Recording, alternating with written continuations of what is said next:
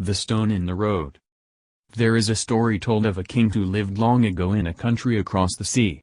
He was a very wise king, and spared no effort to teach his people good habits. Often he did things which seemed to them strange and useless, but all that he did to teach his people to be industrious and careful.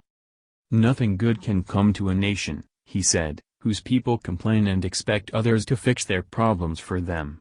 The good things of life are given to those who take matters into their own hands." One night, while everyone else slept, he placed a large stone in the road that led past his palace. Then he hid behind a hedge, and waited to see what would happen. First came a farmer with his wagon heavily loaded with grain, which he was taking to the mill to be ground. "Well, whoever saw such carelessness?" he said crossly, as he turned his team and drove around the stone. "Why don't these lazy people have that rock taken from the road?" And so he went on complaining of the uselessness of others, but not touching the stone himself. Soon afterward, a young soldier came singing along the road. The long plume of his cap waved in the breeze, and a bright sword hung at his side. He was thinking of the wonderful bravery he would show in the war. The soldier did not see the stone, but struck his foot against it and went sprawling in the dust. He rose to his feet, shook the dust from his clothes, picked up his sword, and stormed angrily about the lazy people who had no more sense than to leave such a huge rock in the road. Then he, too, walked away, not once thinking that he might move it himself. So the day passed. Everyone who came by complained and whined because the stone lay in the road, but no one touched it. At last, just at nightfall, the miller's daughter came past.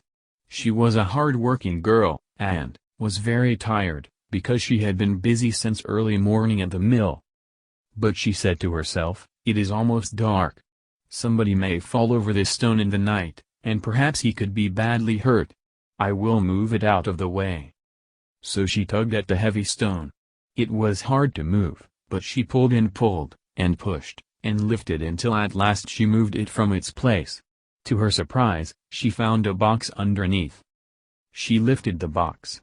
It was heavy, for it was filled with something. Upon it was written, "This box belongs to the one who moves the stone." She opened the lid, and found it was full of gold. The miller's daughter went home with a happy heart. When the farmer and the soldier and all the others heard what had happened, they gathered around the spot in the road where the stone had been. They scratched at the dust with their feet, hoping to turn up a piece of gold. "My friends," said the king, "we often find obstacles and burdens in our way.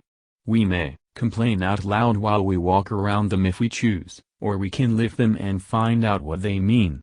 Disappointment is usually the price of laziness." Then the wise king mounted his horse and, with a polite good evening, rode away.